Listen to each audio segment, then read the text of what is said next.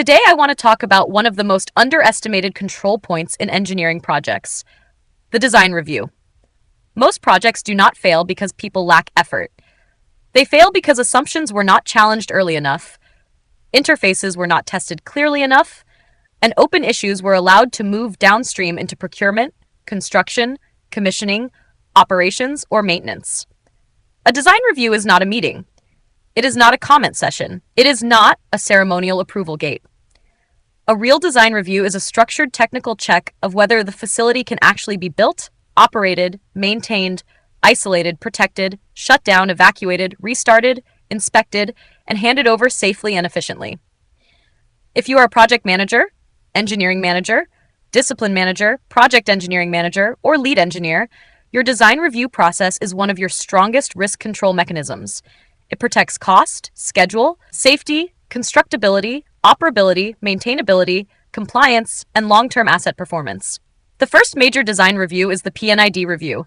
The P&ID, or Piping and Instrumentation Diagram, is the core process document of the facility.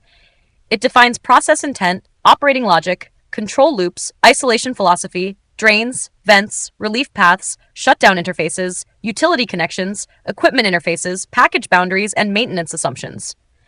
If the P&ID is weak, everything downstream inherits that weakness. Piping routes unstable lines. Instrumentation selects devices against immature assumptions. Mechanical packages receive late changes. Electrical loads change. Control narratives drift. Haze-op actions multiply. Construction discovers missing details. Commissioning becomes correction work. A serious P&ID review must check scope compliance, consistency with the basis of design, design criteria, philosophy documents, customer requirements, overpressure protection, operational usability, isolation, vents, drains, bypasses, sampling points, utility tie-ins, alarms, trips, and shutdown interfaces. Do not treat the P&ID review as only a process discipline activity. Every mark on a P&ID becomes work for piping, instrumentation, mechanical, electrical, controls, safety, operations, maintenance, and construction. The second review is basis of design compliance. The basis of design is the link between project intent and engineering execution. If it is outdated, vague, or uncontrolled, the project starts fragmenting. Different disciplines design to different assumptions. Client changes are absorbed unevenly. Vendor data quietly changes design premises. Key document changes remain partially incorporated. The project no longer has one design basis, it has several unofficial versions. This creates scope drift, late rework, technical disagreement, and commercial dispute. The right question is not, do we have a basis of design? The right question is the current design demonstrably compliant with the latest agreed design basis? Demonstrably means evidence, updated drawings, revised calculations, updated data sheets, closed interface actions, approved deviations, current design change records. Assumption is not assurance. The third review is layout review. Layout is where engineering becomes physical. A plant can have correct calculations, correct equipment sizing, correct line classes, correct instrument specifications, and correct structural analysis, yet still be difficult to build, operate, maintain, evacuate, and expand. A layout review must test material flow, product flow, access, maintenance routes, lifting paths, construction sequencing, hazardous area influence, fire zones, escape routes, vehicle movement, drainage, ventilation, local authority requirements, future expansion, modularization, and operating risk. Do not ask only, does the layout look organized? Ask, can this plant live with this layout for the next 20 or 30 years? Once foundations are poured, steel is erected, modules are fabricated, and major equipment is installed, layout errors become expensive to correct. The fourth review is the discipline design review. This review confirms that every discipline is technically correct and project compatible. Process must confirm PFDs, P&IDs, haze-op actions, flow rates, pressures, temperatures, densities, compositions, throughput, tankage, vessel elevations, utility demands, control philosophy, mass balance, energy balance, emissions, low temperature design, and vacuum design. Piping must confirm plot plan status, upstream deliverables, line lists, P&ID maturity, design life, temperatures, seismic, wind, snow, blast requirements, statutory requirements, testing, inspection, codes, specifications, standardization, vibration, dynamic loads, operating philosophy, maintenance philosophy, and construction philosophy. Mechanical must confirm equipment location, layout, statutory requirements, testing, inspection, compatibility with existing facilities, codes, materials of construction, vibration, dynamic loads, operating parameters, design parameters, reliability, operability, maintainability, low temperature design, and vacuum design. Instrumentation must confirm primary control variables, turn down measurement accuracy, control accuracy, metallurgy, seat materials, response time, dead time, loop interaction, customer standards, availability, reliability, maintainability, cavitation, flashing, sonic flow, vibration, hazardous fluids, process seals, pressure ratings, hazardous area requirements, power supply tolerance, air supply, cable entry, supports, mounting, and interfaces. Electrical must confirm total demand, reliability of supply, motor starting, fault levels, protection grading, earth leakage, emergency power, future demand growth, voltage regulation, lighting levels, earthing, touch and step potentials, lightning protection, insulation coordination, and hazardous area requirements. Structural and civil must confirm stability, strength, transportation loads, installation loads, serviceability, wind, wave, current loading, fatigue, corrosion protection, access for operation and maintenance, dead loads, live loads, temporary loads, permanent loads, earthquake effects, dynamic analysis, construction loads, geotechnical conditions, drainage, erosion protection, durability, material selection, and constructability. The management point is simple. Discipline excellence does not automatically create project excellence. Most engineering failures occur at interfaces, so the review must force discipline assumptions to meet each other. The fifth review is material selection. Material selection should not be a late specialist approval. It must be continuous. Wrong material selection may not fail immediately. It can hide in corrosion, erosion, chemical incompatibility, sour service, wet gas, produced water, low temperature brittleness, external corrosion, internal corrosion, galvanic effects, coating failures, and insulation issues. Later, it appears as leakage, shutdowns, inspection burden, repair cost, safety risk, or asset integrity failure. Materials and corrosion specialists must be involved in equipment specifications, material data sheets, material requisitions, supplier documents, piping specifications, P&IDs, heat and material balance, and material selection philosophy. If material review happens late, the project is not managing assurance. It is waiting for correction. The sixth review is plant operability and maintainability. A plant can be technically correct and still be poor to operate and maintain. Operators live with the design. Maintenance teams fight the design. Managers inherit the lifetime cost. The review must ask, can the plant be started, shut down, isolated, drained, vented, commissioned, and operated under normal, abnormal, and emergency conditions? Can operators access what they need? Can maintenance remove equipment safely? Can valves be reached? Can instruments be isolated, calibrated, and replaced? Can filters be changed? Can pumps be pulled? Are lifting arrangements available? Are spares, manuals, service needs, training, and maintenance procedures considered? If routine maintenance requires unsafe workarounds, repeated scaffolding, excessive dismantling, or poor access, the issue is not a maintenance problem. It is a design problem. The seventh review is dropped object and manual handling. This review checks whether material handling, lifting, and maintenance movements are safe and practical. Have all likely lifts been identified, including maintenance and equipment changeout? Have lifting paths and trolley paths been reviewed? Are crane capacities and lift radii acceptable? Are swinging load and dropped object risks controlled? Are crash barriers required? Are limit switches needed? What happens if limit switches must be overridden?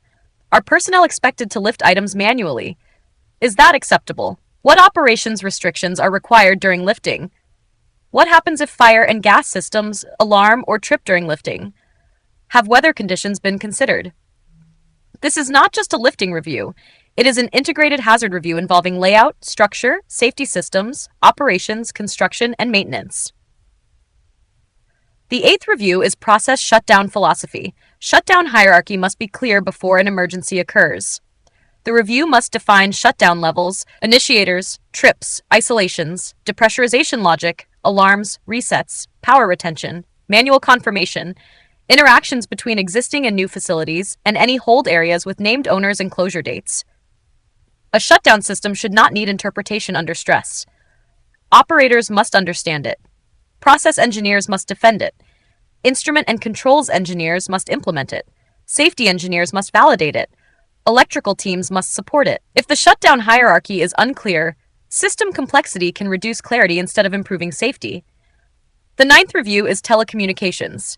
Communications support operations, maintenance, permit to work, emergency response, muster, evacuation, marine coordination, control room decisions, and incident command. The review must check operational functionality, failure modes, power and backup supplies, performance criteria, coverage, supplier interfaces, operating instructions, and safety performance requirements. Do communications work during power loss, during fire and gas events, in noisy areas? Under emergency conditions? Are backup supplies available? Are failure modes understood? A communication system that works only during normal conditions is not sufficient. The 10th review is hazardous area review. Hazardous area classification is a cross-discipline safety boundary, not just an electrical drawing. It must align with process conditions, leak sources, equipment locations, ventilation assumptions, drains, vents, layouts, P&IDs, supplier packages, electrical devices, instruments, motors, lighting, panels, junction boxes, and cable entries. The review must check accuracy and consistency across hazardous area drawings, facility layout drawings, PFDs, UFDs, P&IDs, UNIDs, DNIDs, supplier data, and discipline deliverables. If classification is wrong, equipment selection follows the wrong basis. That creates safety and compliance risk. The 11th review is environmental controls. Environmental review must cover emissions, discharges, drains, noise, chemicals, containment, fugitive emissions, flaring, venting, produced water, spill response, bunding, regulatory requirements, customer environmental objectives, and long-term operating impact. If the project claims environmental impact is reduced to ALARP, or as low as reasonably practicable, that claim must be supported by evidence. Late environmental discovery can change layout, drainage, utilities, permits, operating procedures, flare loads, and approvals. The management question is, what could prevent this facility from being approved, operated, or accepted by regulators and stakeholders? The 12th review is fire and gas detection. Do not ask only, do we have detectors? Ask whether the right hazards are detected, in the right locations with the right technology, with the right voting logic, connected to the right alarms, shutdowns, HVAC actions, evacuation actions, and fire protection responses. The review must address gas detection, toxic detection, fire detection, manual alarm call points, fire zones, equipment locations, layouts, cause and effect charts, fire and gas philosophy, race sheets, access for testing, maintainability, detector blind spots, bypass philosophy, and reset logic. A detector shown on a drawing is not the same as a hazard being controlled. The 13th review is active and passive fire protection. Active systems include deluge, hydrants, monitors, foam, fire water pumps, jockey pumps, water mist, inert gas systems, and package protection systems. Passive systems include fireproofing, barriers, fire-rated walls, fire doors, penetrations, structural protection, fire divisions, and survivability provisions. The review must confirm equipment selection, location, access, operability, coverage, design calculations, nozzle locations, initiation, fire water studies, hydraulic calculations, fire zone compatibility, and alignment with the basis of design and safety philosophy. The real question is, will the fire protection perform under credible fire scenarios? The 14th review is escape, evacuation, and rescue. This review checks whether people can survive the event, not just whether equipment can withstand it. Can people escape from every area? What if the primary road is blocked? Are there dead ends or entrapment points? Are escape routes wide enough and high enough? Are stairs, ladders, handrails, emergency lighting, signage, evacuation equipment, muster routes, and rescue provisions adequate?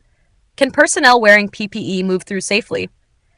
Are routes protected from fire, smoke, gas, blast, dropped objects, and congestion? A route on a drawing is not enough. It must remain usable during the event it is designed for. The 15th review is temporary refuge integrity and HVAC.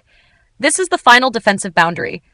When a major accident event occurs, can people shelter, breathe, communicate, isolate, and survive long enough for emergency response to work? The review must check external walls, decks, doors, penetrations, HVAC ducting, fire dampers, smoke ingress, gas ingress, emergency power, redundancy, recoverability, fire and gas interaction, shutdown logic, control room habitability, living quarters protection, battery rooms, electrical rooms, laboratories, stores, and temporary refuge performance. This is not only HVAC design, it is survival design. Now let us talk about why design reviews fail. They fail when they are scheduled too late. They fail when inputs are incomplete. They fail when the wrong people attend. They fail when operations, maintenance, construction, vendors, or safety are not represented. They fail when actions are vague. They fail when decisions are deferred. They fail when open items are closed without evidence.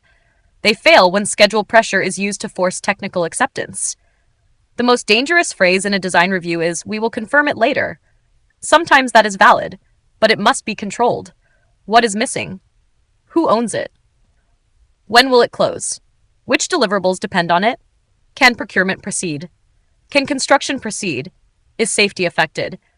What happens if the assumption changes? A TBC without ownership, date, impact assessment, and closure evidence is an unmanaged risk. The action register is the real output of the review. Every action must have a clear issue, one owner, a due date, a closure criterion, and evidence. A weak action says check maintenance access. A strong action says piping lead to verify access to the manual isolation valve against the latest 3D model, confirm whether platform extension is required, and update the model review action register by the agreed date. A weak action says review fire and gas coverage. A strong action says safety engineer to verify detector coverage for the credible gas release scenario, update fire and gas layout if gaps are confirmed, and provide revised cause and effect reference for closure. That is the difference between a meeting note and project control. Actions should also be classified: safety critical, regulatory, procurement impacting, construction impacting, commissioning impacting, vendor dependent, client dependent, documentation correction, design change, or hold point. Not every action should stop the project, but every action must be understood. The facilitator also matters. A strong facilitator asks direct questions. Where is this requirement captured? Which document controls this assumption? Has the vendor confirmed it? Does the P&ID reflect the shutdown action? Is it shown in the layout? Does hazardous area classification change? Can maintenance access this? Can the detector be calibrated? Can the load be lifted? What happens during emergency power? What happens if the primary escape route is blocked? Who owns this? By when? What evidence closes it? The scribe matters too. A weak scribe records conversation. A strong scribe records decisions, actions, owners, dates, and closure evidence. The commercial case is clear. Good design reviews reduce rework, procurement changes, vendor clarification cycles, site technical queries, field modifications, commissioning surprises, operational complaints, safety exposure, regulatory risk, maintenance burden, and disputes. A weak review may appear to save time, but it pushes uncertainty into more expensive phases. Engineering correction is cheaper than fabrication correction. Fabrication correction is cheaper than field modification. Field modification is cheaper than startup delay. Startup delay is cheaper than incident recovery. So do not ask whether you can afford a serious design review. Ask whether you can afford not to have one. The core principle is simple. Do not review only the drawing. Review the facility the drawing will create. When you review a P&ID, imagine the operator starting up, shutting down, isolating, draining, venting, responding to alarms, and recovering after trips. When you review a layout, imagine construction crews installing equipment, maintenance teams removing pumps, operators walking the route at night, and emergency responders moving through smoke, noise, and pressure. When you review fire and gas detection, imagine the leak, the plume, the alarm, the shutdown, the HVC isolation, the evacuation, and the reset. When you review temporary refuge, imagine gas ingress, smoke, fire dampers, doors, penetrations, emergency power, communications, and people waiting for rescue. When you review material selection, imagine 10 years of corrosion, inspection, maintenance, and production pressure. Design reviews are where projects tell the truth about themselves. If the review is shallow, the truth appears later through rework, field changes, commissioning delay, operations complaints, safety exposure, or regulatory pressure. If the review is disciplined, the truth appears early, when the project can still act intelligently. So the next time someone says, "Let us close the review and move forward," ask one question. Are we moving forward because the design is mature, or because we are avoiding the unresolved issues? That question can protect cost, schedule, quality, safety, and long-term plant performance. If this helped you think more clearly about design reviews, engineering management, project execution, and technical assurance, like this episode, share it with your engineering network and subscribe to the channel for more practical engineering leadership insights. You can also follow my LinkedIn newsletter, where I go deeper into engineering management, instrumentation, process control, project delivery, design assurance, and the leadership discipline required to deliver safer, stronger, and more reliable industrial projects. Because engineering leadership is not about making the project look ready, it is about making sure the project is actually ready.